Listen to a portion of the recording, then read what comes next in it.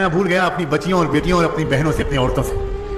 अल्लाह आपका सुहाग सलामत रखे और अल्लाह ताला आपको जिंदगी की खुशियां नसीब फरमाए।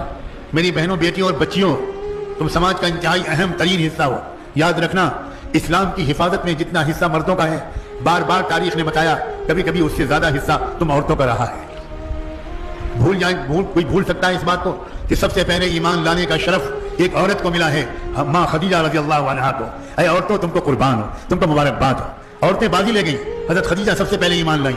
मक्के की जमीन पर जो सबसे पहला खून बहा, जो सबसे पहली लाश तड़पी, वो भी किसी मर्द की नहीं थी। मुबारक हो औरतों, वो भी एक औरत की थी। यमन से आई हुई बूढ़ी सुमैया, उसको दो ऊंटों के दरमियान जालिमों ने बांध दिया और खड़े हो गए तीर कमान लेकर और कहा, सुमैया कहो कि मोहम्मद झूठे हैं, वरना अभी तीर हमारे कमान से निकलेगा तो तुम्हारे बदन के टुकड़े जमीन पर गिरेंगे।